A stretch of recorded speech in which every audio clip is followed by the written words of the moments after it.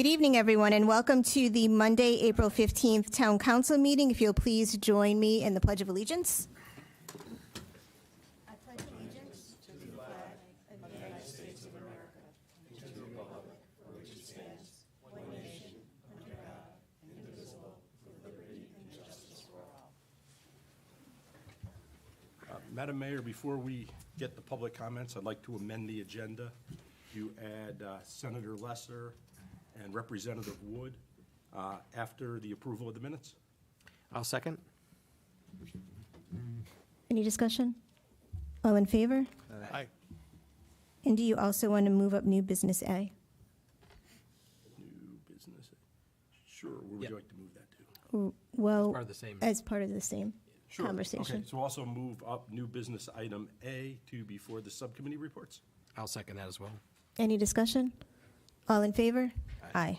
Okay, we're going to move to public comment. I understand that we have some to be read into the record, but as you know, this portion of the meeting is specifically set aside for comments from the public who are asked to limit their comments to 2 minutes.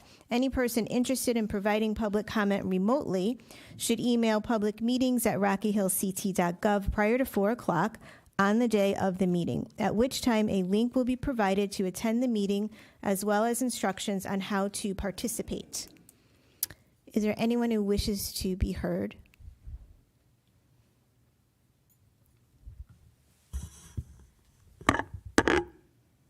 Thank you. Is this the appropriate time to address an item that's on the agenda? It is. Okay. Hi, Sandy Kelly, Hi. 25 Tollgate Road. I'm here to address the Pride Sidewalk that is going to be on our agenda. In April of 2021, the Rocky Hill Town Council adopted Ordinance 288-21, creating the Rocky Hill Commission on Inclusion and Innovation with unique purpose of proactively building intergroup community relationships. When we say community, I think of the reasons we chose to live in this community of Rocky Hill. It's got a central location in the state. There are good business opportunities. We have great schools. And we have comprehensive town programs for everyone from youth to senior citizens. But maybe most important, we think of the quality of life here in this town. This is promoted in our town publications and usually comes up among one of the most important reasons for living here when residents are surveyed about why they like living in Rocky Hill. One component of quality of life is being included, recognized, and celebrated for our similarities and our differences. The Pride Sidewalk that's under consideration tonight will be a physical manifestation of our commitment to diversity, acceptance, and love. It will make a clear statement about what kind of community we are and who we want to be. I honestly feel that not going forward with this project will make the worst possible statement about Rocky Hill. Thank you. Thank you.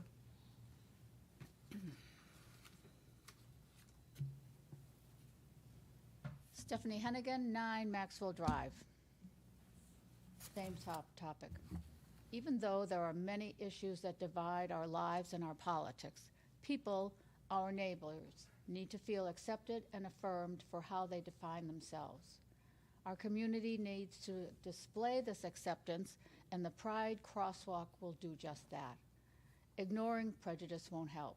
Just as we have to erase racial graffiti from our parks and protest the hate messages thrown into neighborhoods, we need to show that we are an inclusive community, and we need to show it in vivid, living colors. Thank you.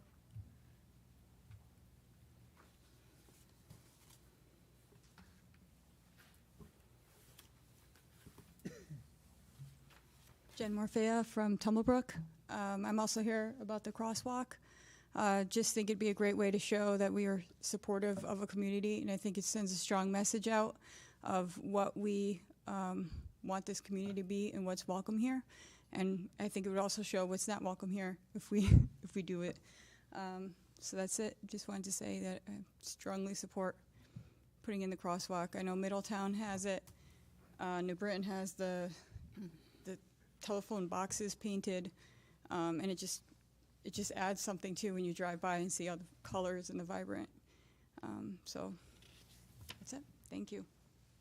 Thank you.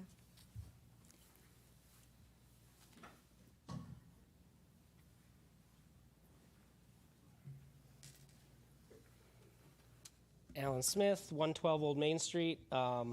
I was the one that had originally brought this before you guys and brought it before the Commission on Inclusion and Innovation. So I'm not going to rehash all of that stuff. It's in the public record, and you should have copies of all that stuff. But I just want to touch on, we did do a petition that has been kind of circulated around as much as we can without the farmers market being active or anything like that going on right now.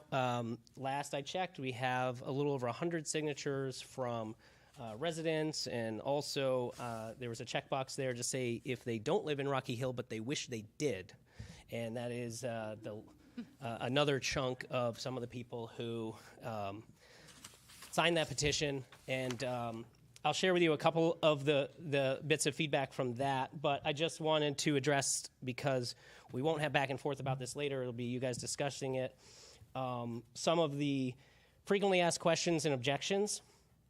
The first one is this safe? And the manual on uniform traffic control recommends that crosswalks should basically look all pretty similar. If they don't, they should have additional signage and things like that. And we do have some locations here around Town Hall that have those additional signs, lights. They have the signs in the middle of the road, stuff like that.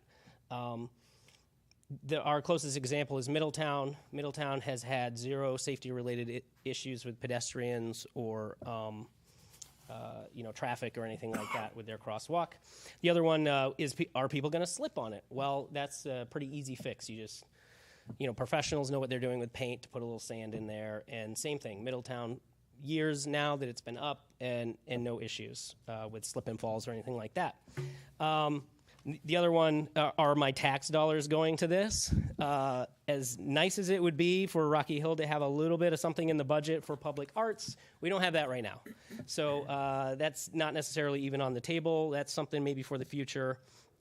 I think in, just talking about this with other groups in town, I think there's a bunch of ways to get this done that do not rely on tax dollars. There's sponsorships, matching grants, crowdsourcing, and just FYI, the cost for this, the proposal would be under $2,000 for paint and a plaque.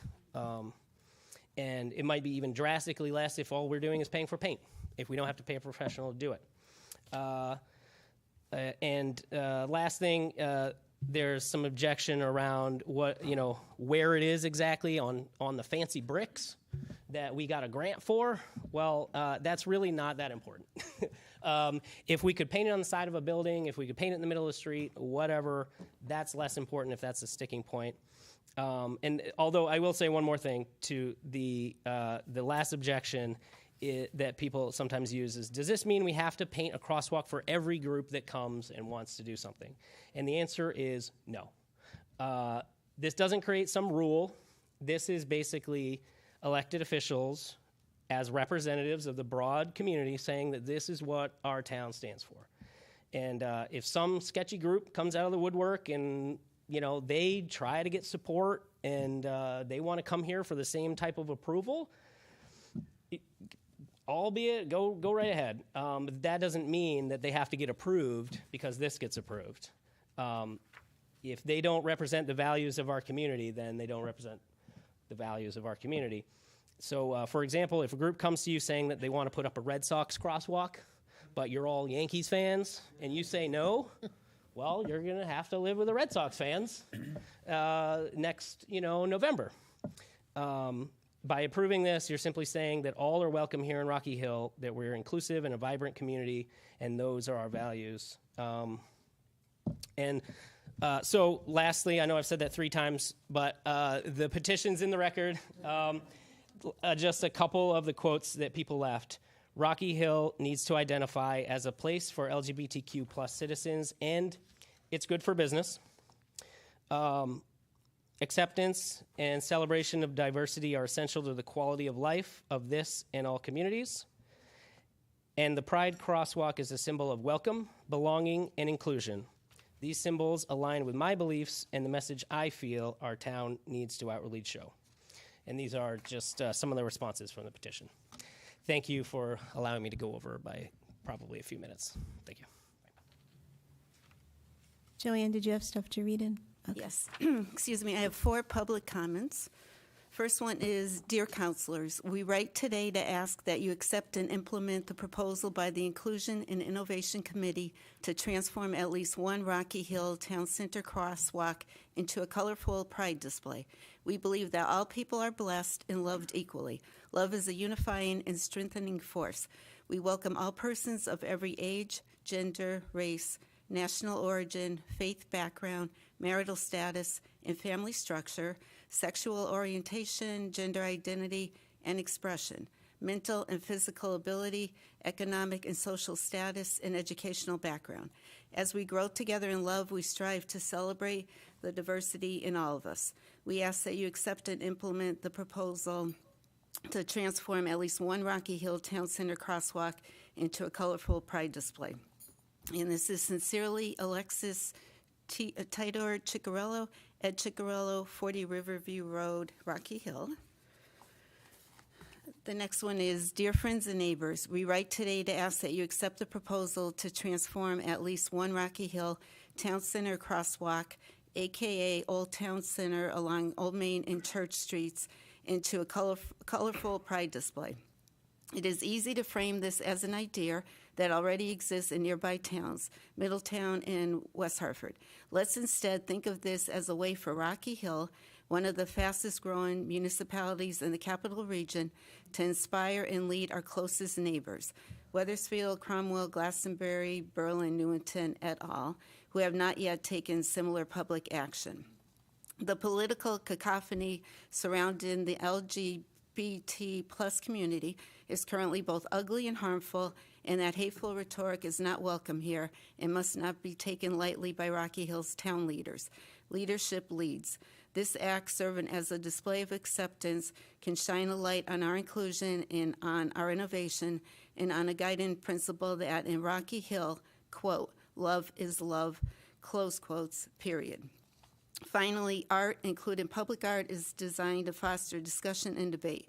Rocky Hill, the innovator, has a chance to lead on this issue and accept that the town is growing and is a welcome home to all that seek peace, love, and prosperity.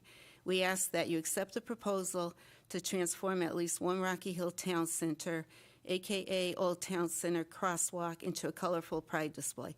Sincerely, Alan Baglia, Jennifer Hickley Baglia, Virginia Baglia, 10 Esther Road, Rocky Hill. The third one says, Good evening, council members. I am writing in support of the proposed Pride crosswalk that is being discussed this evening. Over the past year, Rocky Hill has experienced 5 incidents of white nationalist activity on our streets and in our parks by 3 different groups. There is no place for anti-LGBTQ+ rhetoric in our community, and it's time for Rocky Hill to make it clear that we stand with and welcome marginalized people regardless of sexual orientation, religion, race, or gender identity. This crosswalk is the first step in creating a visual and cultural statement in support of those who are increasingly at risk for loss of rights and freedoms due to the disinformation, racism, moral panic, and hatred expressed by white supremacists. The increase in these incidents is well documented in Connecticut and across the United States. I am grateful to the Commission on Inclusion and Innovation for supporting this proposal, and I ask the Town Council to approve the creation of this crosswalk as a vibrant and meaningful reminder that Rocky Hill will not allow justice to be turned into a political talking point. Let's make it clear that we recognize the humanity of every resident in our town. When members of these groups walk through our town center and see the sidewalk, it will be a statement of our unity. Thank you for your consideration. Sincerely, Valerie Triblets, she, her, 2 Belden Lane, Rocky Hill, Connecticut. And then the last one says, I am the Reverend David Figliuzzi, pastor of the Rocky Hill Congregational Church. We are an open and affirming community of faith in the United Church of Christ. For nearly 15 years now, this church has extended its welcome to the LGBTQ plus community, inviting all persons into leadership positions. We offer our support of the Rainbow Crosswalk in the Rocky Hill as a hopeful reflection of our values and those of a community that strives to be welcoming and affirming of all individuals. I am hopeful that in offering this artistic installation, all people will know that they are welcome and respected in our town as they are in our church community. And he gave the address of 805 Old Main Street, which is the Congregational Church, Rocky Hill, Connecticut. Okay, moving on to appointments and resignations. Anybody? Not on the second. We don't have any either. Okay. And let's just do approval of the minutes. Town council meeting, April 1st, 2024. Yes, I'd like to make a motion to approve the April 1st, 2024 Town Council meeting minutes. Second. All in favor? Aye. One all Any abstentions. Okay, two abstentions. Okay, so now we're going to move our new business, update current topics with our police chief. And let me ask, we have our state rep and our state senator here. Would you like to be heard prior to Chief Klett's presentation? Okay. Okay. Well, why don't we hear what Chief Klett has to say? I'm going to just give it, while he's coming up to the microphone, give a little, historical background to this topic. So, as everyone knows, we've started to see some car break-ins, and I think we all have a little bit of PTSD from prior years. And, it does represent a significant quality of life issue, and we do see lots of chatter going on social media and folks calling us, and just there are so many concerns about what is pursuit, what does that look like, when can the police department engage in pursuit. I went through my record. I was telling Chief Klett this. I have this huge file that's called Public Safety from 2019. And, one of the things we started focusing on property crime when we started to see that uptick when we first took office. And we went and we did the, whole Predictable is Preventable campaign, the Lock It or Lose It campaign. We assisted the neighborhoods in developing neighborhood watches. We used apps. We taught people how to use their phones, and there's those doorbell cameras. We actually went into neighborhoods and we listened to residents. We had Zoom calls. I think Representative Wood and perhaps Senator Lesser, you were part of those a few years ago. Started giving tips. Actually, Rocky Hill PD put out a tip line. And then in 2020, we started that three-prong approach where we worked at the state level, the local level, and at the grassroots level. For 2 years, we, tried to get everybody's ear to make some changes with respect to public safety. And believe it or not, I found in my notes that November 16th, 2020, at Public Safety, we were discussing Stephanie Apartments because there had been 12 cars that were broken into, and all cars were actually locked and the windows were smashed. And at that time, Newington had 100 vehicles who had their car windows smashed. And it was just sort of this cyclical thing that we would see going from town to town in different months, waves coming and going up and down. We ended up meeting with local leaders in Greater Hartford. We met with law enforcement, state agencies, prosecutors, juvenile experts, judicial experts, and tried to come up for next steps. Fast forward, we went into 2021, and we heard that, break-ins were sort of this anomaly, this sort of pandemic thing. And we were told, once the kids are back in school, car break-ins are gonna stop. We started having a lot of meetings. We sent a resolution to the governor. We started a multi-town community drive because there were some, pretty sweeping changes to the laws. we asked for a special session, and there wasn't. And so we moved forward. We saw this horrific act of women being forced from their vehicles. One, I believe, was confirmed at gunpoint in front of a nail salon. So what have we been doing? So we brought the police department up to minimum staffing requirements. We were the first administration in 40 years to do that. We then added additional patrol. We approved funding projects when our PD asked for cameras and license plate readers, and they were applying for grants.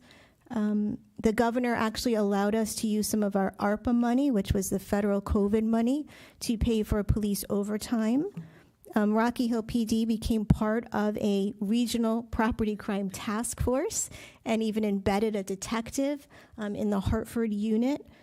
And here we are, April 2024, sort of coming full circle, with a pretty significant burglary at Exxon and 43 vehicles broken into in one night in one place at Stephanie Place. So I guess the question is, where do we go from here? And I think it's probably just continuously updating that three-prong approach, talking to our state lawmakers, looking for more technology and supporting our police department at the local level, and then working with residents and businesses and landlords. And so I just wanted to give everyone sort of that history of how we got here. Thank you. Thank you. A lot of the points.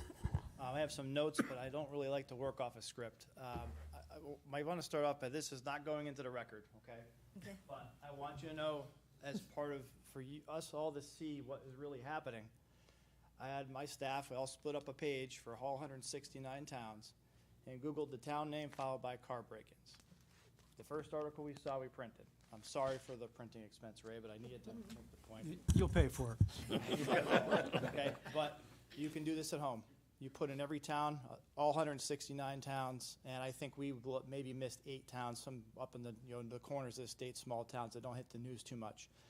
We're not alone. These are recent articles. This is happening everywhere statewide. It's not just Rocky Hill, and this is proof of that. And I ask if you don't believe me, spend your time doing it. It didn't take us long. This is not going into the record, I promise. All right, but happy to share. What I'd like to do is start off by just reading, really echoing what the mayor said, and she is spot on. The council, the previous councils, have been highly supportive of our agency. Prior to my appointment to chief, I can testify to the fact that the appointments of the new positions you added to our department, we didn't ask for that. That was something the council came to us and said, we'd like to give you 2 new positions through grant funding. The number of sworn positions in this community are the highest they've ever been in my 24 years as an officer in this department. Meaning that when we are at staffing levels, have reached and filled our positions, you have more officers on the road than you have ever had in my 24-year career. So much so that allowed Chief Custer to increase the minimum staffing levels amongst our shifts on days and evenings, which is something we have been striving to do for years, but with your support and your addition of those positions allowed us actually to do that for the first time since I got hired in 1999, and that was 2 years ago. So your commitment to us is appreciated. I know that when we ask for things, sometimes we might argue about budgetary issues or some equipment, but generally when we ask for the big items, we've been supported, and I do appreciate that from each and every one of you and past councils as well.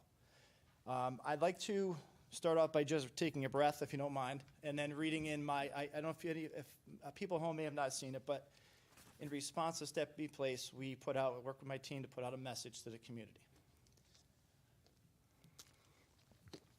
As your chief, I write to address recent incidents that have understandably caused concern within our community. Public safety remains our utmost priority. We are committed to keeping you informed and protected. We are aware of recent car break-ins and commercial burglary that occurred in our town. Such incidents not only impact individuals directly involved, but also invoke worries about public safety amongst our residents. It's these times of concern that communication becomes crucial, and we want to assure you that we're actively working to address these issues. It is important to note that these crimes are often part of larger patterns with individuals targeting multiple communities and what we believe to be crime sprees. For instance, in the case of the recent motor vehicle break-ins, several neighboring communities were also affected. Numerous vehicles were vandalized in the same morning, likely by the same individuals. Additionally, our investigation suggests that the recent commercial burglary may be linked to a similar crime in another jurisdiction.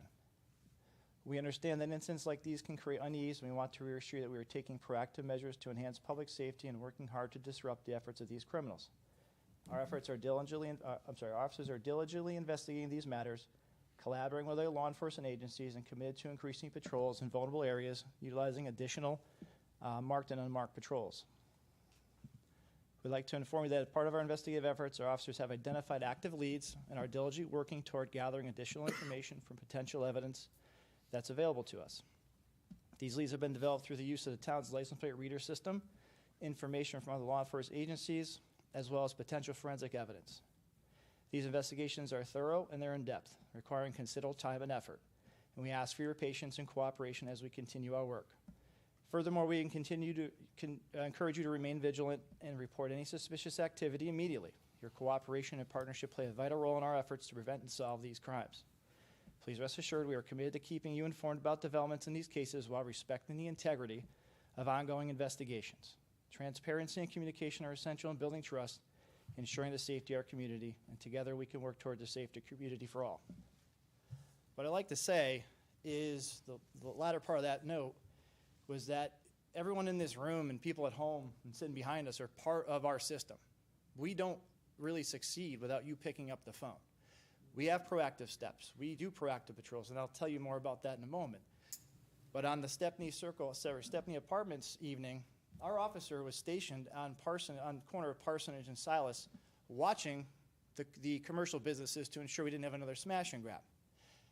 Our officer's response time was less than 30 seconds to Stepney Place, proving to me that our officers are out there, they're being vigilant, they're patrolling, and they can respond in minutes to the call when you call us. We can't be everywhere. We're not omnipresent. You can give me 100 officers, 200, I'll take them. Are we going to have zero crime? The answer is no.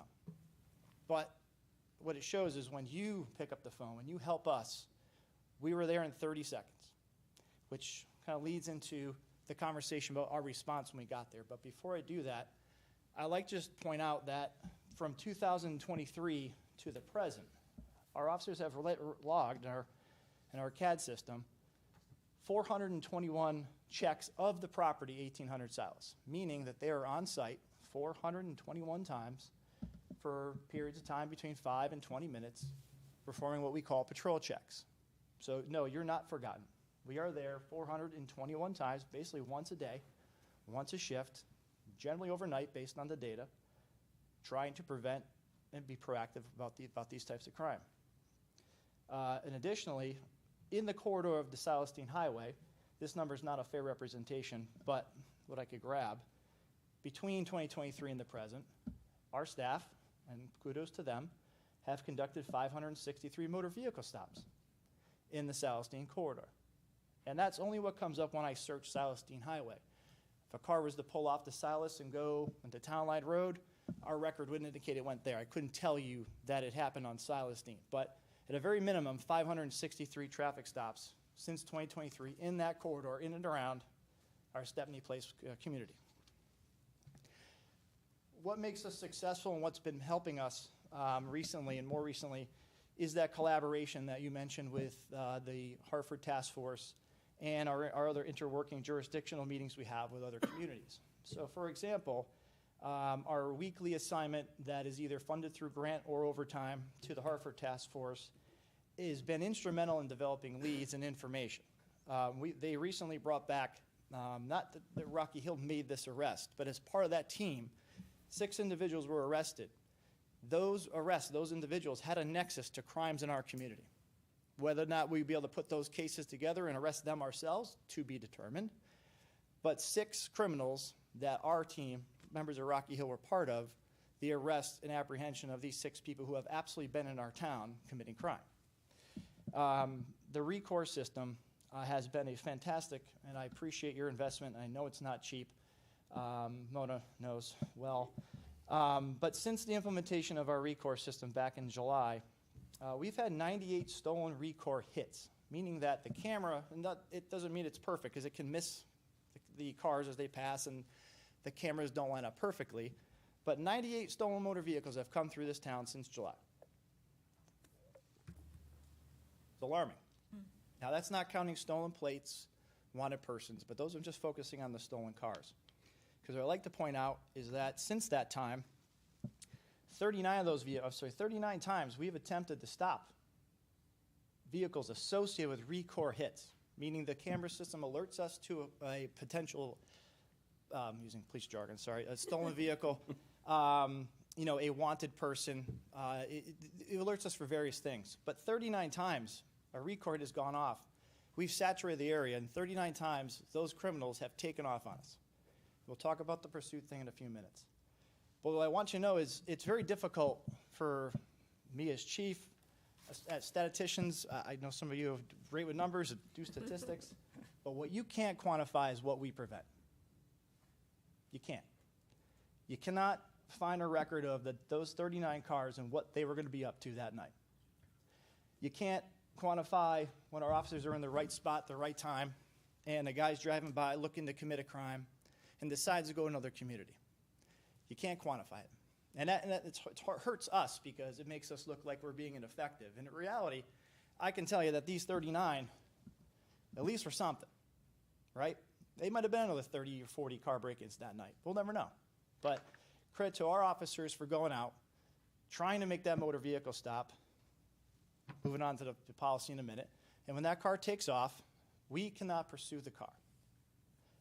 It is statute that is enacted by post. That's in your packet. Those of you who have copies, the state of Connecticut Post Council is essentially the governing body for all law enforcement throughout the state of Connecticut. They will enact policies, model policies, that we are required to follow and don't have options. So what you see there, the model policy from Post Council, is almost every single word of it, I can tell you every single word of it, is in the Rock Hill PD policy. We can be more restrictive. We tend not to be. We try, maybe administratively, have some procedures that are not required to track and report and make sure that we're following policy. But at a minimum, the important part to note here, a pursuit shall not be undertaken, even if allowable by other provisions of this policy, unless and until the officer, based on the information available to him, her at the time, shall make an objectively reasonable determination that the threat of imminent death or serious physical injury to the officer, to the public, or both, created by this pursuit, is less than the imminent or potential danger to the public should the suspect or occupants remain at large. Also important to note is that offenses that constitute infractions, property crimes, which include stolen motor vehicles, nonviolent misdemeanors, nonviolent felonies, shall not be justified. We don't have a say in that. That is the state policy. We must follow it. If our officers deviate from what it says here, they are liable for their actions and could suffer either disciplinary action or be sued civilly, right? And that's what we're up against. Now, do I disagree with the policy? No, I don't. It's important to note that this came from the Post Council, a council of police officers, lawyers who were in the field that came up with a policy to keep our, I think I said this at one of the council meetings as well, your children, my officers, safe, and not going 150 miles an hour for someone who stole a wall out of a car. Not running over your family in an intersection for someone who just stole a motor vehicle and is going to drive it and dump it 2 or 3 days later. That's what it's for, to keep us safe. Do I wish we could be like Georgia and go cowboy? Sure. But if I was in this chair and they allowed me to do that, I can assure you my policy that I would write would look more like this, to keep our community safe. And that's frustrating as a community, as victims of crime. I understand that. But we are bound by what the laws say. We don't write them. You write the laws of the town. State writes the laws of the state. We enforce them and we follow them. So, refer to my notes here. it's frustrating. And I know what happens is officers go to scenes, and like in the case of Stepney, the officer pulled in. I've not seen the video, I've just gotten some verbal information.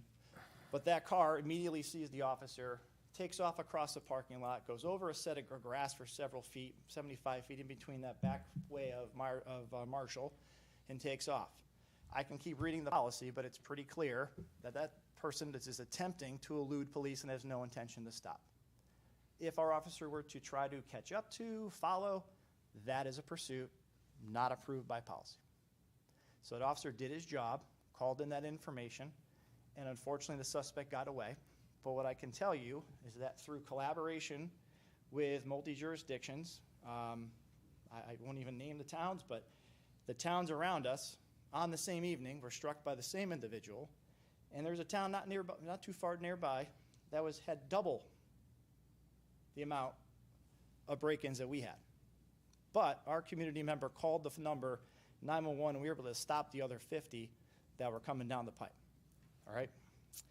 So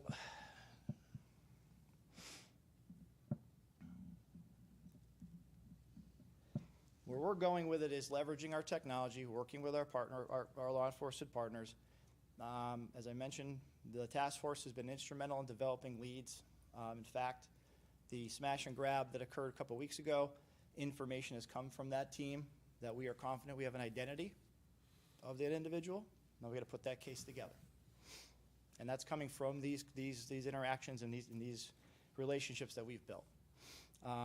In addition to that, one of the previous meetings, Meet the Town or Meet the Department, begun discussing the acquisition of something called a Star Chase, which is like a GPS dart that you can shoot from a car. I've mixed reviews on it. I want to do some research because they're about,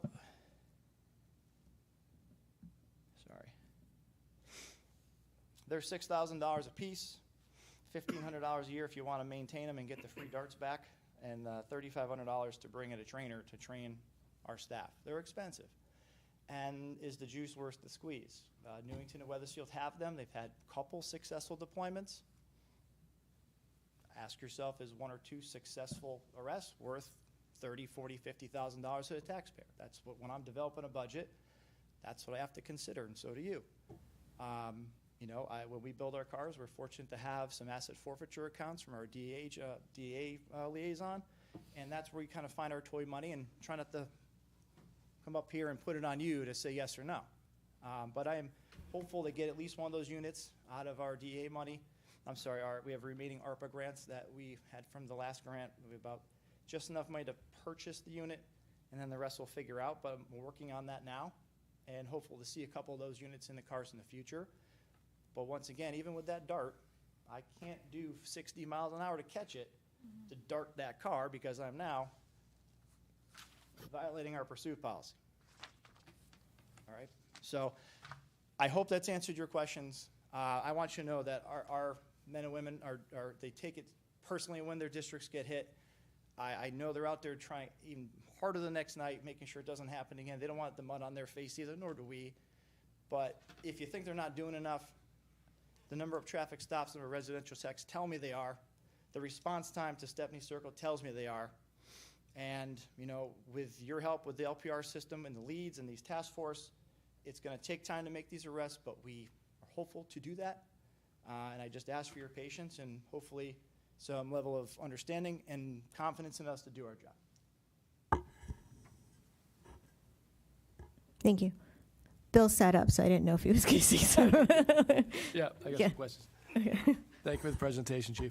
I took a look at the state regulations that the Rocky Hill policy is based on, and I was very surprised to see that those regs were adopted in the year 2000.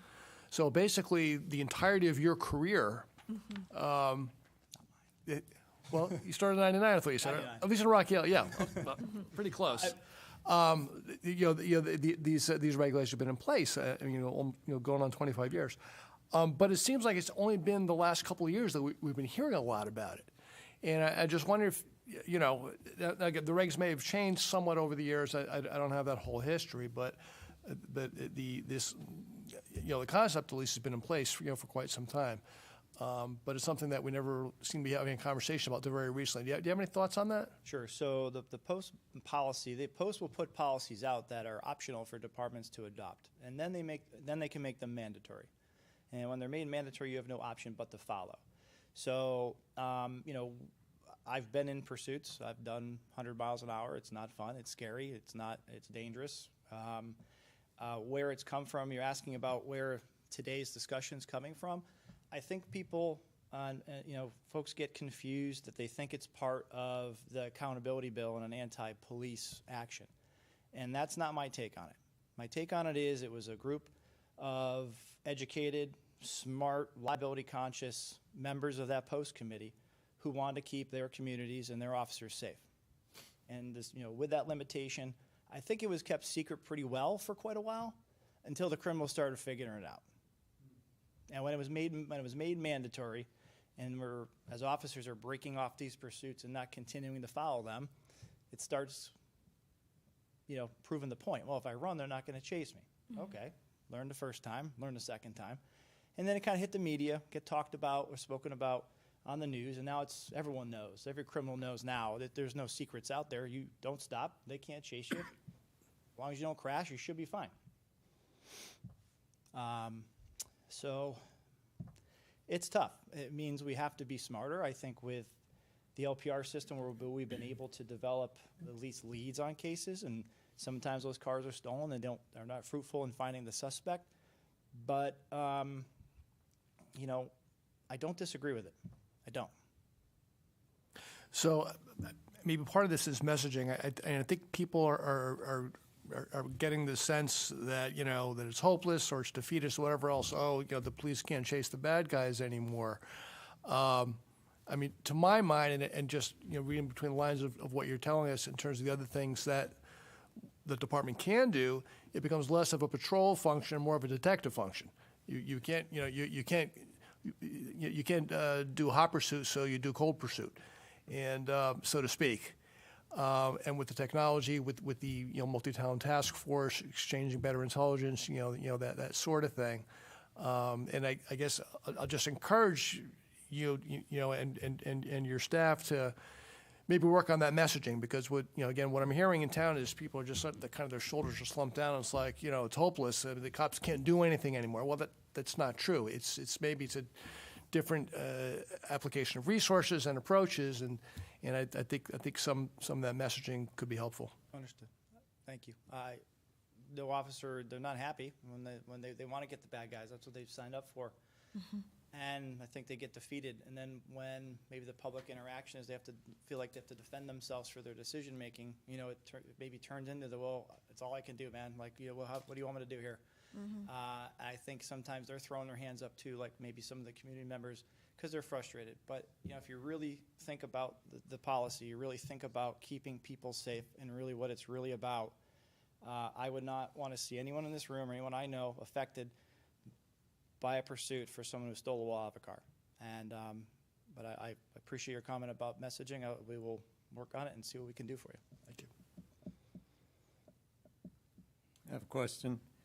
The post council, when did that mandatory statewide pursuit policy come into effect? 2000. No, that's not correct. That's not accurate. No. The policy That's was what I Had to be read. since I retired. State regulation, though, Yeah. 2000. That makes it mandatory. Well, it was uniform. A uniform regulation. The uniform law came out in 2000. That's what I read. the policy itself was drafted Right. and was always there. When it became mandatory, I think is what your question is. When Correct. everyone had to adopt it. Yes. Off the top of my head, I don't know. I'm going to kind of guess 2020, 2019, 21, somewhere in that ballpark. That sounds about Sound about right? Yeah. Yeah, no, actually, you're right. Yeah, 2020, because 2000, they had this pursuit policy, but then I had in 2019, there was this horrific accident in Hamden, right? And everyone started talking about, oh my gosh, what are we doing with these high-speed chases? And then I think it is 2020 when it was. Yeah. I could find out for you, but that sounds about accurate. So with that, it's actually the post council that set this. It's not our legislator and senators, which everybody blames. It's actually the post council in Meriden. That's correct. That enforces this. Because it seems to be a lot of people blame our senators and our lawmakers for enacting a statewide pursuit policy, but that's not accurate. It's actually police chiefs in the state that are members of the council and the lawyers there. There are 9 current members. They added a seat this year. It's made up of some lawyers, some chiefs, members of the post facility itself. I can get you names of those folks. But again, I think their decision is, again, the best interest of public safety, people's lives in mind when they did it. But you are correct. This is not a legislative mandate. This was Right. not something enacted by the governor or the governor's office or Hartford. This was the committee post council is the governing sanctioning body that gives me my license to be a police officer and renews every 3 years. And they are allowed to tell us that we have to follow certain policies and either optional or mandatory policies. One being like domestic violence has a mandatory model policy that we must adopt and follow, and we cannot deviate from that. We can be more severe in certain cases, and I mean severe, I mean more strict on our officers about what we allow them to do, but we have to follow the policy once it becomes mandatory. Correct. My point is take the heat off our legislators and our governor. Okay, you can leave now. You have nothing to say. It's not them. Another question. Was there a hit on your license plate reader on this car for Stephanie Place when it came into town? My understanding, I have not, my understanding on it, again, I'll confirm it, but my understanding was it was not a hit. It did not come in as a stolen vehicle. Okay. But they were able to use the cameras to get that vehicle leaving town to get a better idea of the description and some information to help them in the investigation. Good. One of the residents came to our last council meeting, said that when the cruiser came in, it started its siren or activated its siren. And I'd just like to have you look into that. More or less, they got the impression like the police were alerting this person to take off. So Okay. I know you said you didn't check your body cams and whatnot, but I've not reviewed the incident itself. I get briefed by the lieutenants. Yep. If we're talking about an operational or tactical decision, I might certainly take a look and get back to you. But I could see that if it is a pursuit thing, right, they can't pursue it. But I think the officer should, if that's the case, should try to apprehend the person prior to, Yeah, and let's say, without alerting them. educating myself and watching it, I don't want to respond to that in a sense, make any Well, that's why I'm assumptions, asking you. but I'll Correct. take a look. But I can't speak for anyone out there in those moments, and they make split-second decisions. Sometimes they're spot on, sometimes they're not. But in this case, without seeing it, I really can't respond to that. But I will take a look. No, understood. I'm just checking that out. That's all I have. Thank you. I do support you guys, obviously, and thanks for doing what you do. Thank you.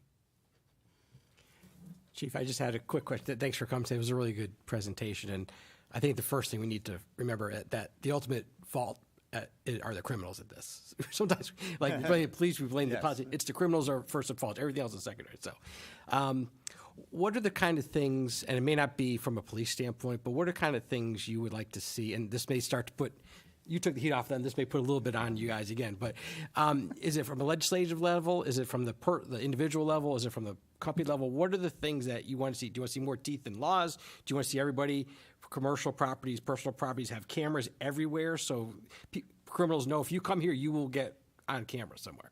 I mean, what are the types of things that will, like, say, hey, that'll make them think twice maybe about coming here versus going to Newington or someplace else?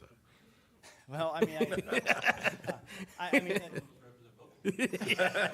we have a voice. Just as an example, don't we have to a go to voice. The Chiefs of Police Association and state police have lobbyists who represent them in our message, right? And they go to the LOB and they lobby on certain things and fight against certain legislation that is not in our interest. Sometimes it makes our job harder. For me, in purely just my opinion, I think, when it comes to penalties, it's if we can't pursue them, but we eventually catch them, I think there needs to be some responsibility and folks held accountable for that. I know that's not a popular discussion today. I mean, we're trying to, empty our jails and get people on the street and rehabilitated, but I think at the end of the day, if there's no penalties, why would they stop? They don't have to stop for us, and if they get arrested and there's no teeth to the law, or there's no civil penalty, there's no jail sentence, no loss of your license. Go on and on. I mean, it's like your kids, right? I mean, I don't have a kid, but I have cousins and nephews, and if You you have a don't, whole department. you know, I mean, if you don't follow up and don't do what you're going to do, tell them you're going to do something, you do it, or else they know that you lost your teeth. They're going to do, okay. So, I will say from here, our voices are heard through the CPCA, through Chiefs of Police Association, who are very vocal to support laws that don't restrict our ability to do our job, and that's the biggest piece. On the back end, if there were more severe penalties, and I don't mean locking people up, but finding creative ways to make them be held accountable for their actions, maybe we see that tide turn. And to answer your question about how to get them to go to their towns, you pick up your phone and you call us and we're there in 30 seconds. And they did go to another town after us. All right? No one picked up their phone to the north, and they got 100 cars. So the hero of 1800 saved about 50 people that night being part of our team and activating that system. So I hope that answers your question. Yeah, thank you. Chief, I really like hearing that the LPRs that we put in are actually beneficial. I mean, you talked a little bit about the technology and whatever the tagging device is. What is the next item that helps you do this? I mean, you can't prevent all crimes, you said it. You can't be in all places. Yeah. And as Councilor O'Sullivan said, the messaging's important because residents need to feel safe. But what's the next technology that There's always could been a assist? part for us to be careful about our messaging about that, because by putting it out there, you're just informing in the early stages. You don't want to go ahead and tell all your secrets, right? And criminals now know. Well, it's out there now. I mean, we can share our policy and talk about that. I mean, the next step for us, again, Star Chase is a consideration. I can tell you, I don't know of another community, at least in Hartford County, that has 51 LPR cameras paid for by their community. And I can tell you, we could talk all night about the success of our program. I was sitting in my office before I came in here, and one of our officers put an alert for a car that was wanted by Cromwell to say, if this car comes in town, just so you know, let us all know. So we put our own alerts in based on being creative and being, proactive in a sense, like the officer knows some information. So that car came through town under the result of that. I wasn't following the radio at that point, but we're putting our own alerts in saying, if this car comes back, it's part of my case that I want to investigate, and they go follow the guy and see where he went and go see if they can get that person identified. So from a technological standpoint, this town is as good as it's going to get without putting, some sort of like FBI traps on the road and pop them up and just stop a car at speed. But, what I'd love to do in the future, I mean, as we grow as an organization, we're seeing the crime trend of these cars happening from 4 to 6, 8. It's probably like between 3:30 and 6:30 in the morning, Friday through Sundays, and they like to come out in the rain too. It seems to be, or when there's no moon because it's dark. This is not something that's going to happen in the next year or two, but down the line, to increase our staffing levels on a midnight shift would be helpful. So instead of having the minimum number we have, to increase that like we did with our day and evening shift, and give you another car, another visible deterrent out there, and a faster response if, when times. And, when you have a domestic violent event, incident, you have 2 or 3 cars tied up on the west end of town or, Main Street, and you get a call down here and there's no one left at times, right? I mean, but they're ready, they're going, they're gonna get there, but, we can be drained pretty quick depending on the nature of the calls too, so. Thank you.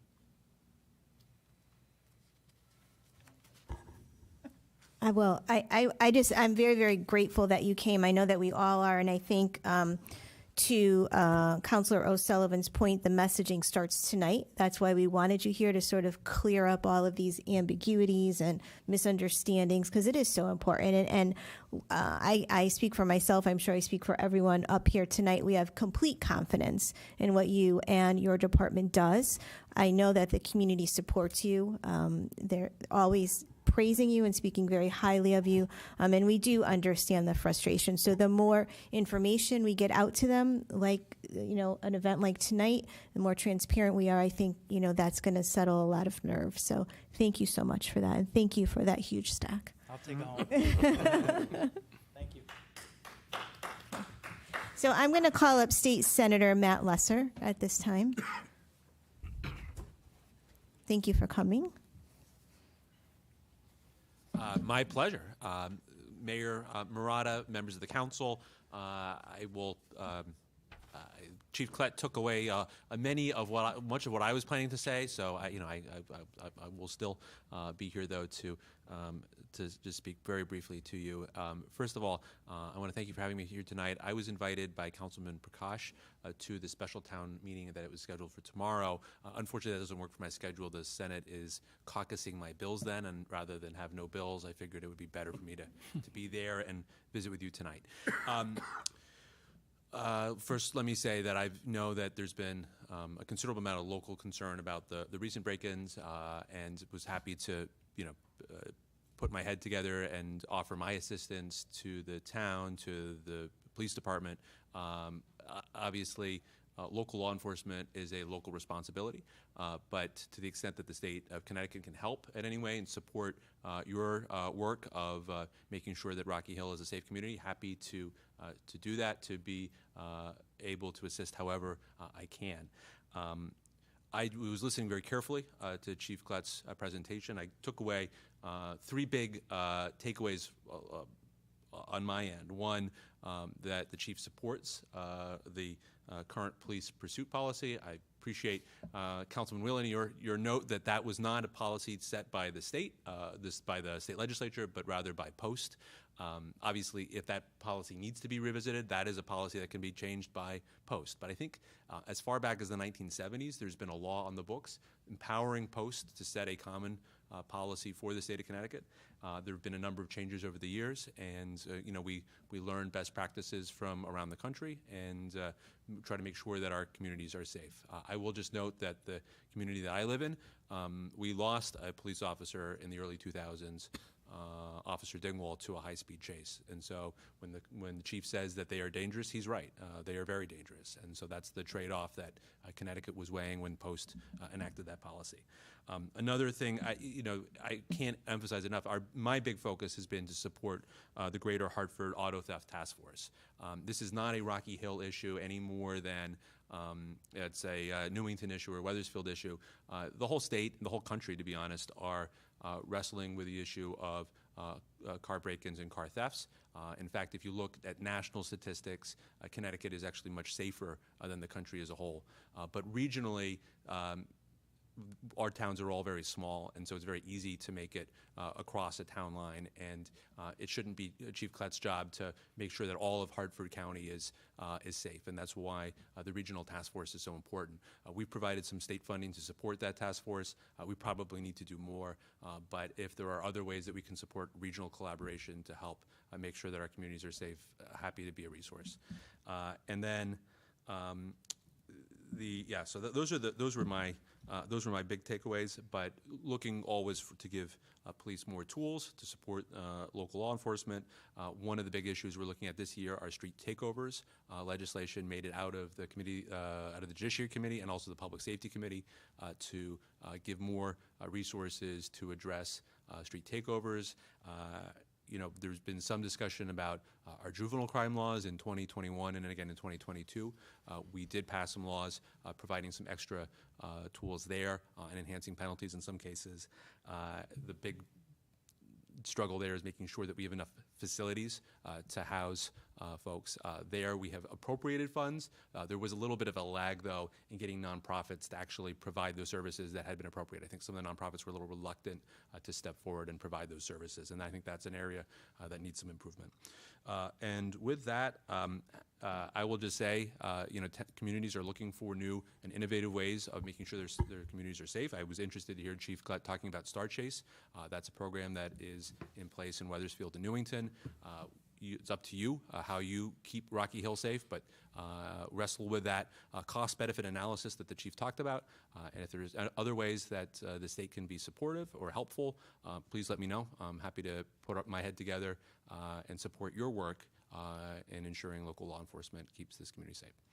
And with that, happy to take any questions. I know Representative Wood is here as well. I don't know if you want to hear from her and then ask us both things, or it's up to you.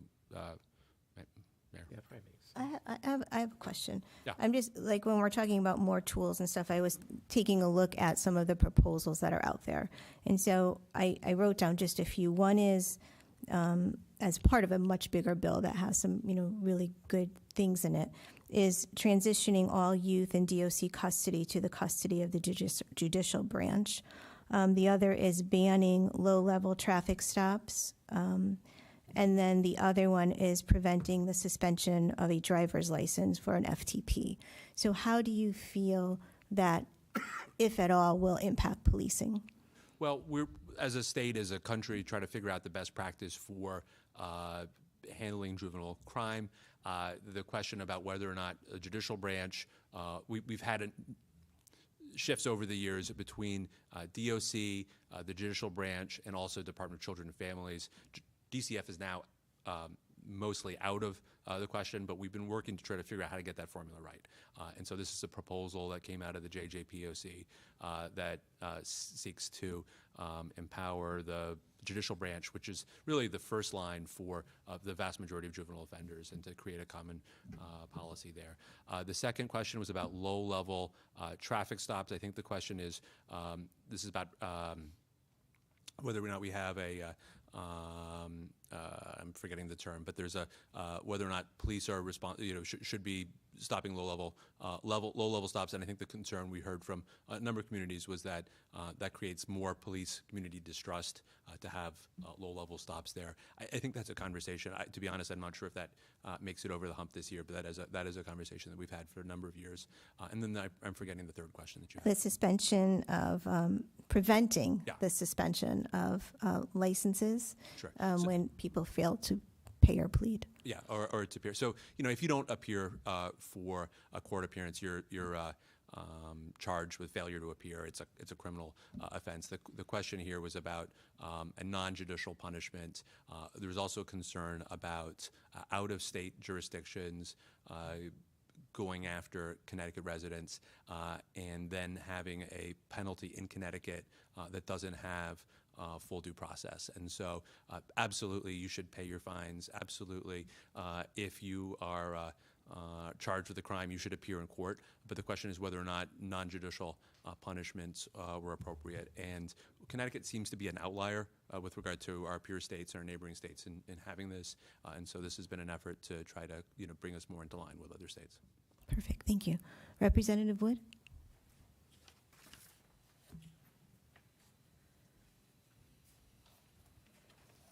Hi, good evening. Thank you for putting us on the agenda tonight and fitting us in. We really appreciate it. I want to thank Councilor Levine for doing such a great job.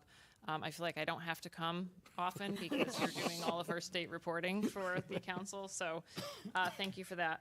I'll just jump into it. On March 27th, I met with Stepney Place with the management, with the residents. I was getting calls basically from residents just feeling like they were like left on an island and don't understand the laws. And believe it or not, there's out-of-pocket costs for when someone does something like smashes your window. I mean, there's delays in getting to your car that takes you to work.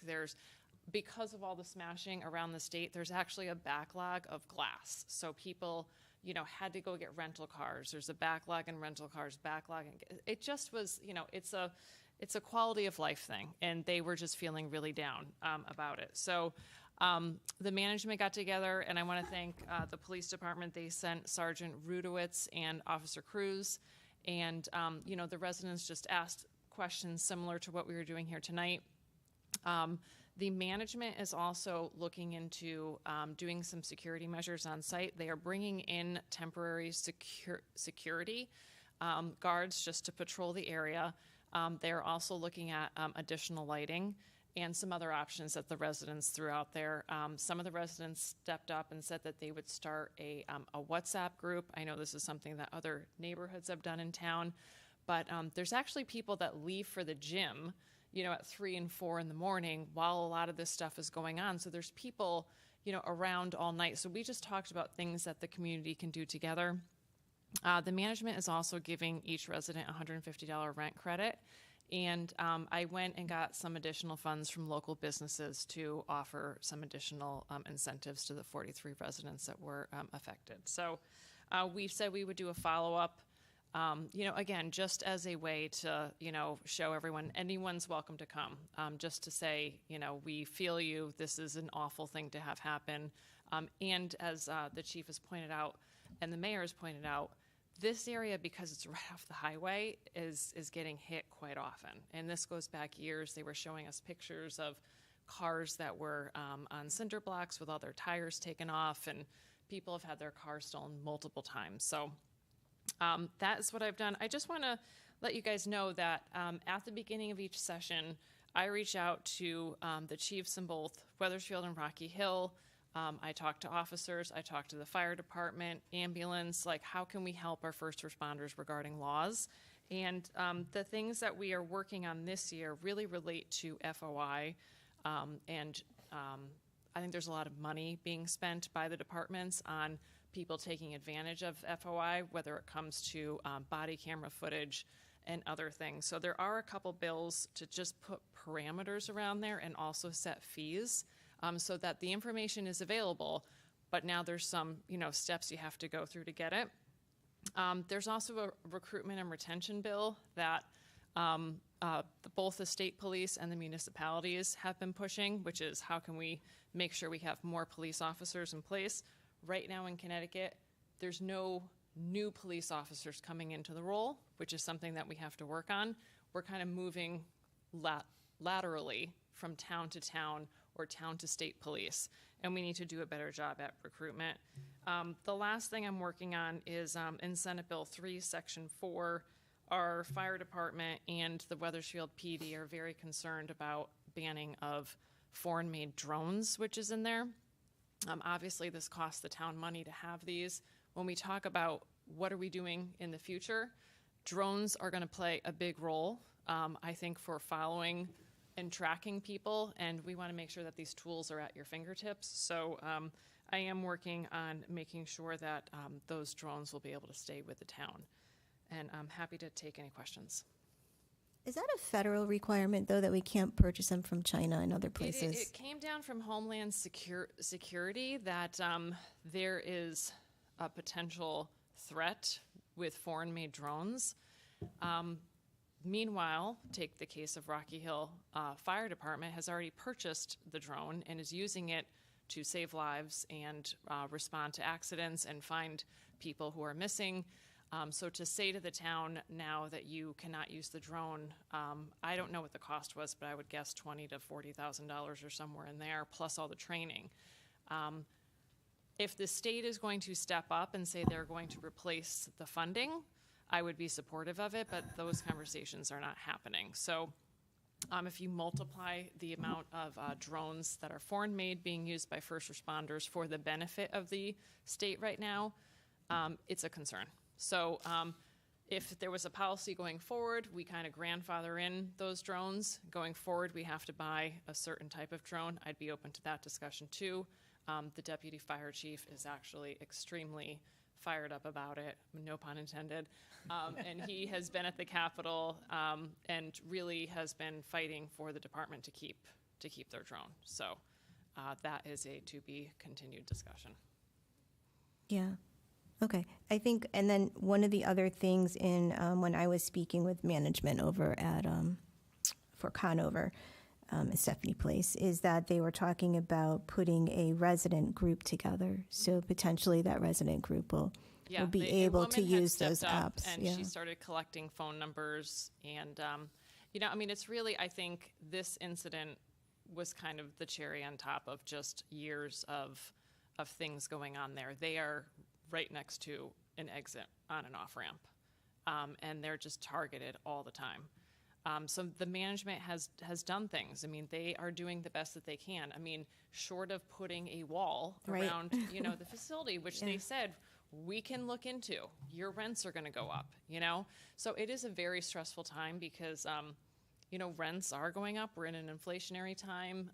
Rocky Hill is a very sought-after community. So I think just, it's just been a lot for them. So it sounds like corporate has really stepped up, though. I mean, probably more than we've seen in other situations. Unlike some other landlords that we unfortunately have in our community, this management is wonderful, and we're really lucky to have them. And I know that they're looking to build more units here. So, Great. Thank you, everyone. Thank you. Okay, let's go on to subcommittee reports, beginning with finance. Sure. The Finance Committee met on the 11th. During public comments of that meeting, we had a request for Center Cemetery for some money to be allocated for a tree planting program. The Rotary Club and the Congregational Church have already committed funds, so we'll be getting additional information and some landscape plans at a following meeting and make a recommendation to the council. There's 2 items tonight on the consent agenda. There are the lease of 2 trucks, an F-750 and an F-550 for the Highway Department. These were already part of the CIP for the 23-24 budget. They'll have 5 annual payments of $64,432. The second item is our annual suspense list for the grand list. These are properties or motor vehicles from 2020. The value of the personal property is $18,000, and motor vehicles and motor vehicle supplements is $88,000. So we'll be moving $107,000 to the suspense list. The town will continue to attempt to collect these for up to 15 years. So just because they move doesn't mean we don't stop trying to collect them. We also went through, we have completed the use of all of our ARPA funds in the fiscal 23-24 budget. There was just over $1 million used in that budget, so there'll be nothing going into the current year's budget. In the capital and non-recurring, we closed out the Stevens HVAC project, and we expect to receive $25,000 in reimbursement. State grants, we received the Mashantucket Pequot payment of $71,000. Our revenues are on target. We are slightly behind on our tax collections based on the 3-year benchmark, but we believe that's just a timing issue. Our interest payments tend to remain above what was budgeted, and our building permit fees is at 84%, so we're above our target at this point. We reviewed all of our expenditures. They're pretty much on target. We still have some issues with some overtime, but that's been a continued issue that could get addressed in the current budget. Our next meeting is scheduled for May 9th. Thank you. Government operations. Yes, government operations meeting for earlier this evening was canceled, and we are next scheduled for just before the second council meeting in May for our next meeting. Thank you.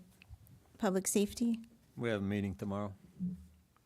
Thank you. Senior liaison. Senior liaison only meets quarterly. We did adjust the date of our meeting to May 28th due to conflicts for the April date.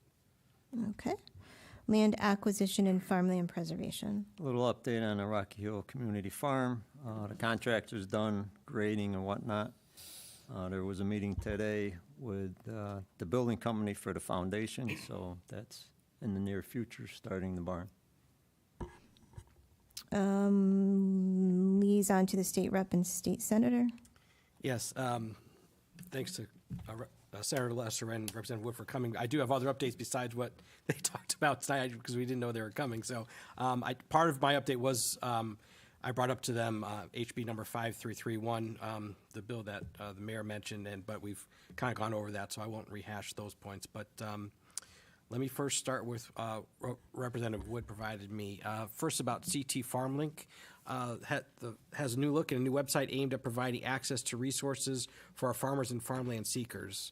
Farmland owners and farmland seekers across Connecticut now have greater access to resources through a redesigned website and refreshed logo for ctfarmlink.org. CT FarmLink is a collaborative effort between the Connecticut Department of Agriculture, Connecticut Farmland Trust, and other partners, which acts as a clearinghouse for the transition between generations of landowners to keep farmland accessible and in production. This next time I thought was kind of interesting. Have you lost your homeowner's insurance coverage due to an aerial image of your roof? It's the Connecticut Insurance Department's position that cosmetic roofing conditions such as natural color discoloration and streaking do not support taking homeowner or dwelling non-renewal action. So if this has happened to you, reach out to CID's Consumer Affairs Division to report a problem. Their number is 800-203-3447, and their website is insurance@ct.gov. Her last item was Connecticut state law mandates a premium discount for a private non-fleet automobile for any principal operator who has attained the age of 60 and has submitted proof of a successful completion of an accident prevention course approved by the DMV. AAA, AARP, and other organizations offer such courses. There are also several online course options. To learn more, you can email Representative Wood's office or myself, and we can provide you a list of the websites that can give you more details on that. Moving on to some of the updates Senator Lesser provided. Regards to elderly nutrition program funding, last week Senator Lesser welcomed the news that Connecticut Department of Aging and Disability Services will provide additional $500,000 to the community renewal team, delaying planned cuts to elderly nutrition services. Due to a shortfall in funding, the service, which provides congregate and home-delivered Meals on Wheels to elderly residents in the greater Hartford area, was looking at a reduction in meal options. Meals on Wheels was facing a reduction of 2 meals a day to 1, and congregate meals would only be offered 2 or 3 days a week as opposed to 5 or 4. This funding is set to last through July 1st. This regard to funding to fight ticks, with ticks growing threat of ticks in Connecticut spreading further each year and carrying dangerous illnesses like Lyme disease. Senator Blumenthal announced this week that Connecticut will receive $239,000 to monitor and research the insects. And I think we all know what the ticks can cause as far as problems for us, so it's good to see that funding. Improvements to state disability pension system. State leaders recently announced proposed reforms to the state's employee disability pension system to ensure it remains in operation efficiently while better monitoring potential abuse within the system. These reforms include improvements to a survey recipients must complete annually verifying outside income, imposing penalties on those who fail to respond to the survey, ensuring pension dollars go to disability retirees, and ensuring standards and audits remain in line with other expectations. Moving on to the next topic, Connecticut Earned Income Tax Credit. The governor's announced a significant boost in tax credits for low to moderate income individuals and families this year with the enactment of a new rate change in the Connecticut Earned Income Tax Credit. The EITC has increased from 30.5% to 40% for the 2023 income year, resulting in several $100,000 in additional tax credits for eligible filers. Let's see, we'll move on to the next item. Insurance Department participates in National Climate Resilience Strategy.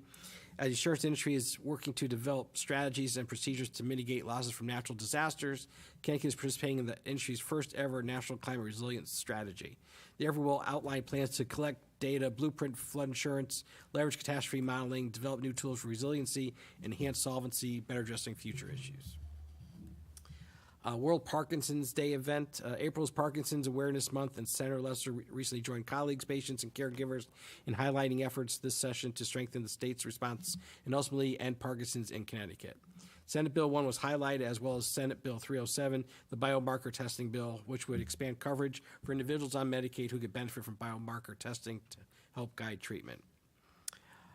Just a couple more things here. Fighting costs to ambulance Medicaid rates. Recently, Senator Lesser stood alongside his colleagues to express concerns regarding proposed cuts to Medicaid funding for ambulance and EMS services. Last year, bipartisan efforts secured an additional $5 million for these vital services. However, this year, the governor proposed budget included cuts to this funding. Several representative senators, including Senator Lesser, joined dozens of first responders to urge rejection of those proposed cuts. Passport to Connecticut Libraries. Throughout the month of April at libraries around the state, the Passport to Connecticut Libraries program will offer a chance for 2 adults and 2 children to win $200 gift cards just by utilizing local organizations. More than 150 libraries around the state are participating. To begin, pick up a Passport at your local library and take it with you as you visit other libraries. And you can get more information at the library themselves, I believe. Food Waste Prevention Program. With the state recently recognizing Food Waste Prevention Week, the Department of Energy and Environmental Protection highlighted a number of ways to reduce food waste amid state residents throwing away collective 520,000 tons of food waste each year. This issue is even more noticeable with about 10% of Connecticut residents experiencing food insecurity, and Connecticut shipping as many as 860,000 tons of waste, much of which is food waste, to out-of-state landfills. Food dispersion and food scrap collection pilot programs are one successful way to fight back, as 40% of waste has been reduced in those communities. Put the phone away or pay. As April's National Distracted Driving Awareness Month, the State Department of Transportation is partnering with state and local law enforcement and the National Highway Traffic Safety Administration to increase enforcement of distracted driving laws through the end of the month. In 2021, the most recent year where data is available, Connecticut saw more than 5,600 crashes and more than 850 injuries attributed to distracted driving, including 9 fatalities. Violations of Connecticut's distracted driving laws are costly, with first offenses standing at $200 and rising to $625 for third offenses. Let's see. And I think that about does it. Thanks for your time.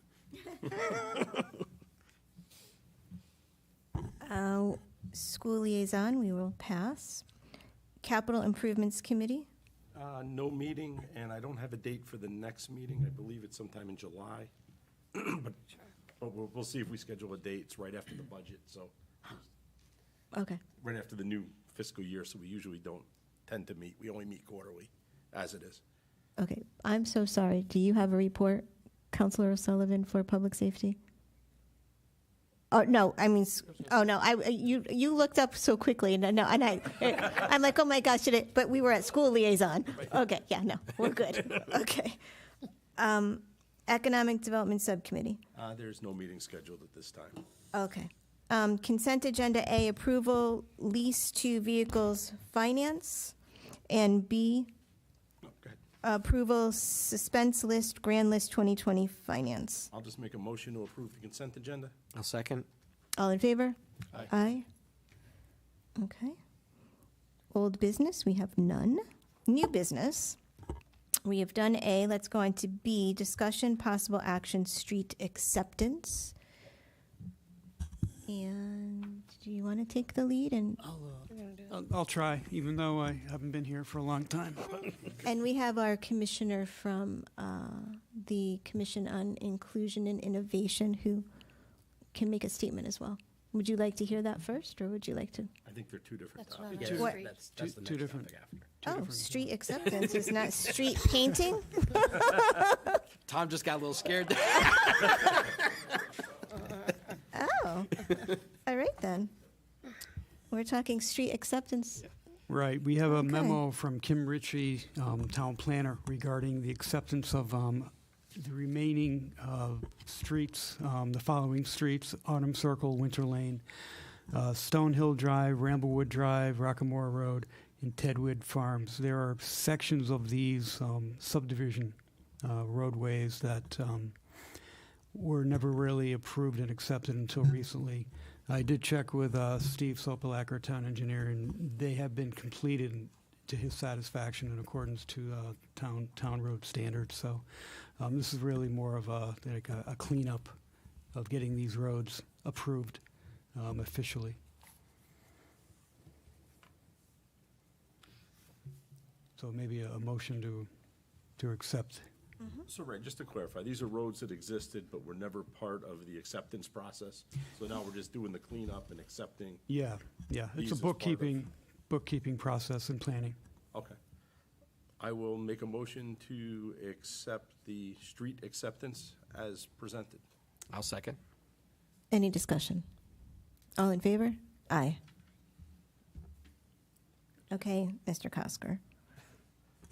New business C, discussion, possible action, painting crosswalks, Rocky Hill Pride. You're off the hook on street acceptances. Yeah, I have no I would like to see what he had to say about that. Autumn Circle, I have no You would have had idea. something to say. I know. Well, I've come up with something. I'm sure I've come up with something. Tom Kosker, Chair of the Rocky Hill Commission on Inclusion and Innovation. Thanks for having me here tonight. Address. What's that? Address. Oh, and address, right. Okay, 52 Tall Pines Lane. Thank you. Thank you. So yeah, I did email into Mayor Murata and Ms. Carpatino and I'll read this real quickly just so it's on for the record. Please accept the following recommendation of the Rocky Hill Commission on Inclusion and Innovation that was voted on and passed by our commission at a special meeting on Wednesday, April 3rd at 7 o'clock. Quote, the Rocky Hill Commission on Inclusion and Innovation recommends to the Rocky Hill Town Council to consider the transformation of a town center crosswalk into a colorful pride display, end quote. We would appreciate the opportunity to more formally present this recommendation at a town council meeting. That's why I'm here tonight. Ta-da! If there's anything you need from me in the meantime, please let me know. Thank you. And I will say on behalf of the commission, we are, again, created by you all, right? Created by town council to promote inclusion of all members of our community in Rocky Hill. A number of things get brought to us over time, over the last couple of years. And, you know, when this proposal was brought forth, it made sense to us. We talked about it, we discussed it, and voted on it.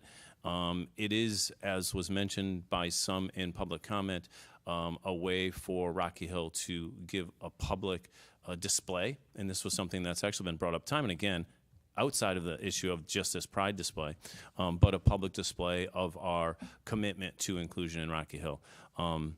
So we thought it was appropriate to bring it forward to you all as a recommendation. There will be some next steps involved, you know, and we're happy to work with you all, with the council on that. Gathering additional public input, you know, on it. I don't think it's something that is you know, shovel ready, so to speak, right? You know, there's some conversation that needs to happen, get some public input on it. So that's one thing. As far as the design, as far as a lot of things. So there are some steps that would need to be taken moving forward, but it is something that the commission is behind. And I'm happy to answer questions. Thank you. Thank you. No question. I'm in favor of it. Okay. Yeah.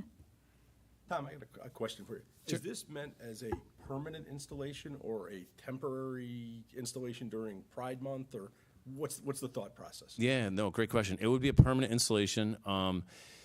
It is one of those things that it does need to be repainted every so often. I don't know the exact timeline, but it is intended as a permanent. If you've seen, again, it reference the one in Middletown is a common one that's very close by in neighboring town. And it's there. It's been there for a while. It's intended to be there for a long time. It gets repainted every so often as needed. But it is a permanent kind of fixture there. Now, having said that, it could be painted over, I suppose, with something else, right? I mean, I'm not no paint expert, but it could be painted over, I'm sure. But it's intended to be a permanent mark, yes. Okay. Thank you. One question. I do support it, but what if someone came to the committee, your committee, for something else? Yeah. Asking for a sidewalk to be painted? Yeah, it's a great question. It's something that we talked about and discussed. I think, you know, there can be lots of things that fall under the umbrella of inclusion, right? Diversity, equity, inclusion. And there are lots of marginalized groups in all of our communities, right? LGBTQ community being one of those, one of many. I think we would take that proposal from someone and consider it.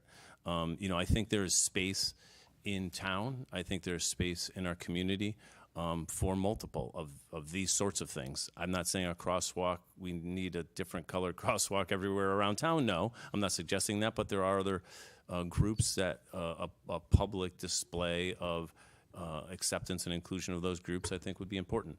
What does that look like? I don't know. You know what I mean? I think there's different ideas that have been tossed around by our commissioners and by people in the public, right? From a mural in town is something that's been discussed by us on the commission. There's other ideas. You know, there was one.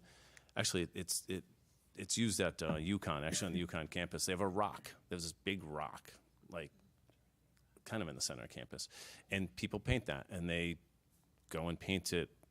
I think they apply to do it, and there's a process around that. But they paint it for Pride Month, and then they paint it for another month, right? And during Juneteenth, I think they paint it with, you know, Black Lives Matter or something. So, and they paint it for different things. So there are different ideas and ways to do this public display.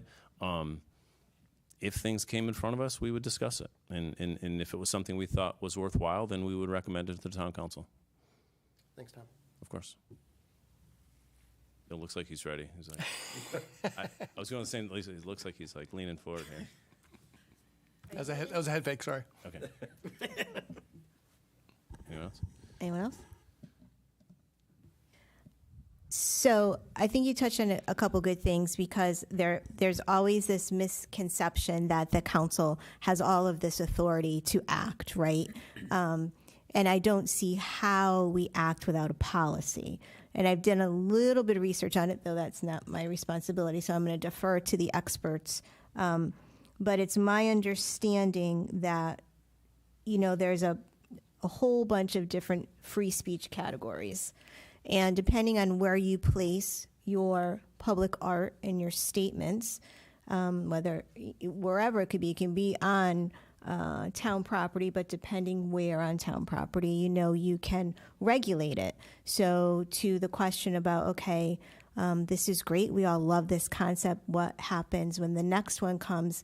That's the purpose of having a public policy, so that we do in fact have some control to regulate what we think the community would want to see and what is representative of Rocky Hill. And clearly we will defer to the commission, and we will defer to comments from the public and whatever that space might look like, and future public displays, what those might look like. But I think it would be premature for us to act now to vote on it absent a policy, somewhat like the flag policy. We've never put a flag up the flagpole because we can't, because technically, we could get in trouble if we accept that some people have, a flag and we like it. But if we don't like another's flag, once we put that flag up, we really kind of have to put everyone's flag up absent that policy.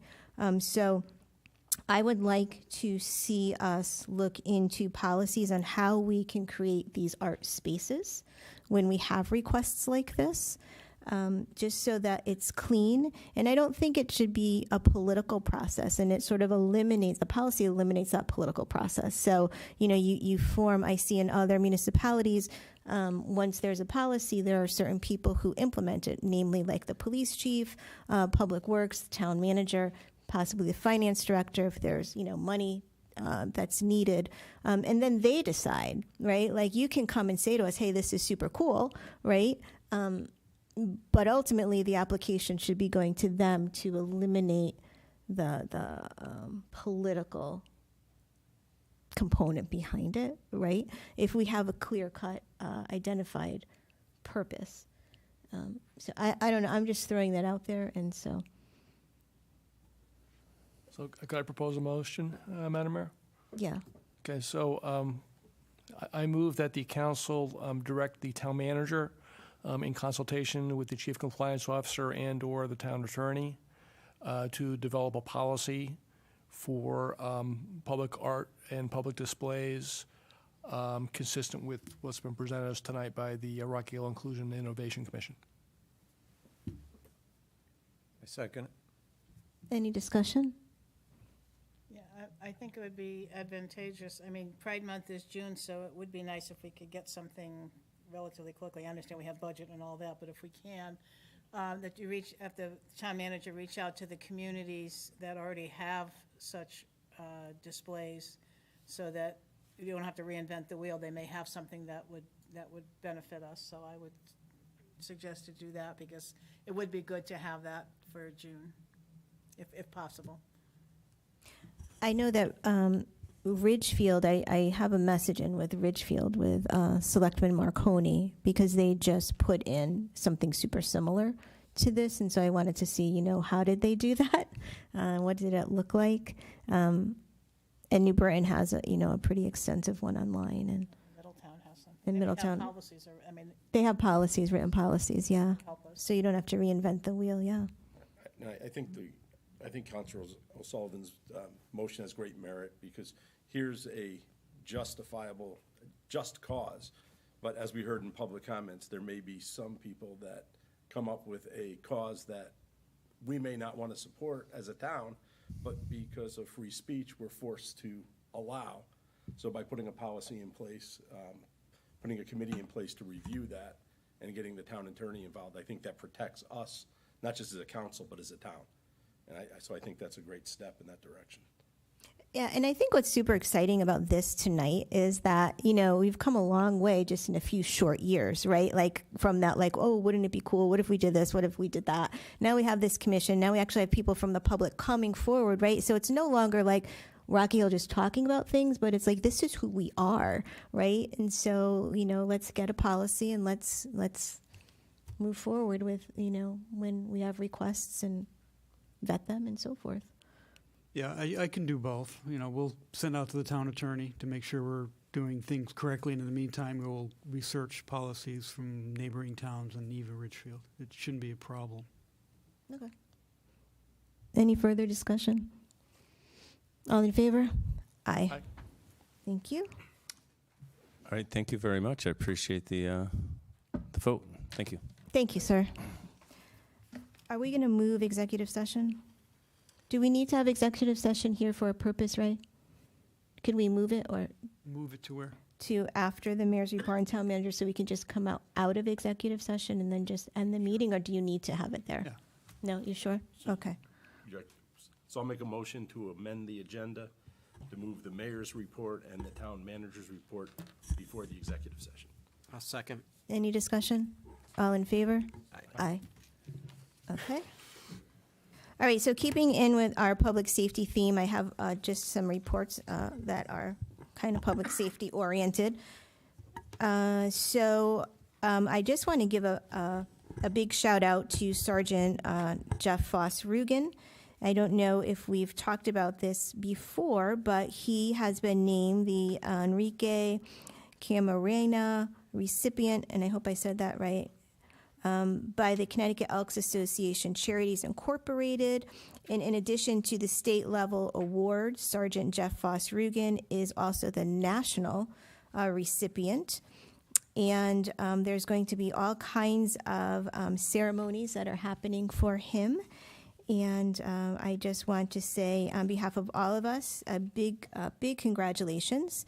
And the first ceremony they're going to have is a reception in April at the Weathersfield Rocky Hill Lounge. And I can get you that date. I have it somewhere, and I will follow up with that. It is, I believe, on social media, but we can follow up for anyone who wants to go celebrate with the Elks. I'm super excited to announce that our flyover, we have it. So Saturday, April 27th from 2 to 4, if you want to show your support of Sergeant I almost said Frost, Foss-Rugen. It's a great way to come out and do that. So we did get approval for the flyover for Memorial Day, and we're very, very excited about that. So I hope everyone is planning to come to the Memorial Day parade. Also, we recently partnered with some Department of Labor veteran representatives, namely Ron Catania and Ryan Berry, who are working with our Human Youth and Senior Services Department to offer assistance to veterans. And this is by appointment.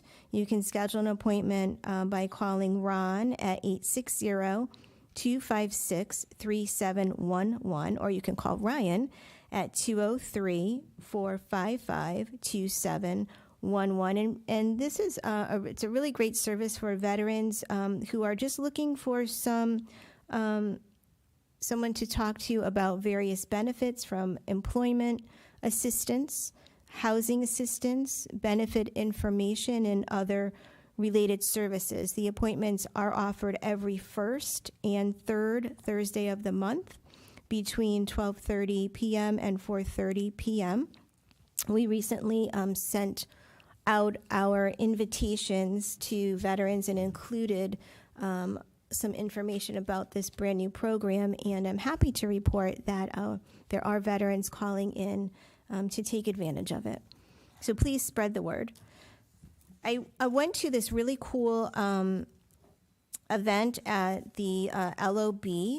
It was called Uniting Connecticut Businesses to Advance B Corp and Climate Policy. It was all kinds of interesting things are happening with respect to businesses and becoming climate friendly, and that's something that we always need to keep on our radar. And if there's a way we can support businesses in doing so, we are happy to hear from them and offer our support. On April 23rd, the Middlesex Chamber of Commerce has its Middlesex Chamber Night at the Hartford Yard Goats. It's one of their really fun business after work benefits. So if you are one of the Rocky Hill Division Chamber members, mark your calendar. These are free events. If you have not become a member yet, please look into the Middlesex County Chamber of Commerce, because they offer so many incredible resources for small businesses and big businesses as well. And just a reminder that on March 20, no, that's not right, that on April 16th, which is tomorrow, we will have our budget public hearing at 7 p.m. And that's the end of my report.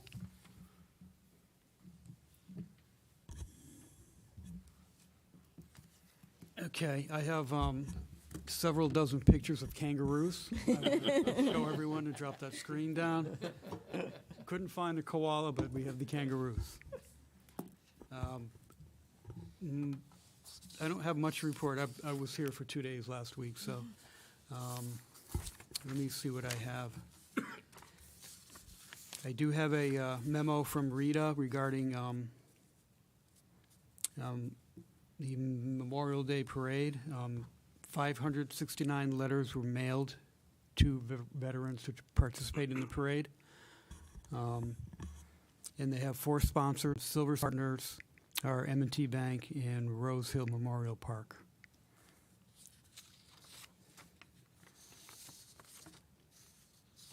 And I do have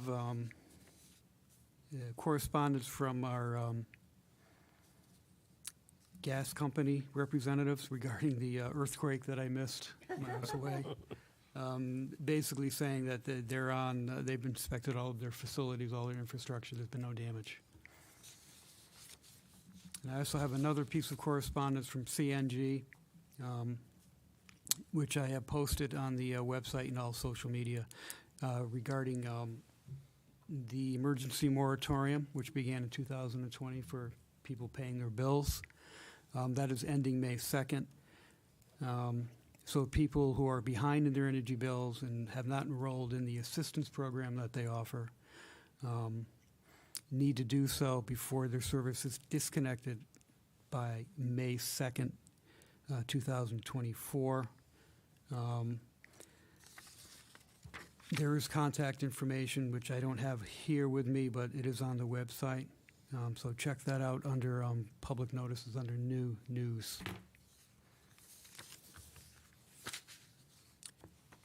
We do have a recent sale of a commercial building.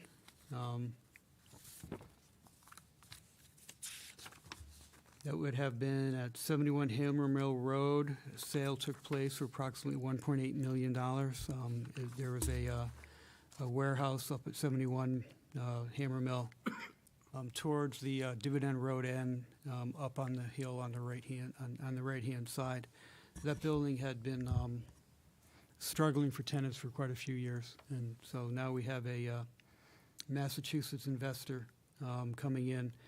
I understand is a construction contractor specializing in specialty flooring for commercial outfits. So that'll be a little bit of a conveyance fee for us. Mona? And Mona and I are attending the Volunteer Appreciation Luncheon at the residents at Ferry Park, Friday, April 19th from 1:30 to 3:30 for our volunteers for the Senior Center. That will be 60 Cold Springs Road. And I know I don't have all the details, but there is a Middlesex Chambers holding a comedy club, their annual comedy club, at the Middletown Elks Lodge, April 20th. I believe the time starts around, I think, 6 or 7 o'clock. So check out their website for that. Mm. That's all I have, unless, Mona, you have anything. I actually forgot 3 very, very quick things. one is there's going to be a manure application on the community farm next week, so you don't need to call us, we know. That has been posted on our website also. Yeah. The food waste program at the transfer station is going really well, so keep up the good work, everyone. And then Congressman John Larson came to discuss Social Security at the Senior Center last week. Okay.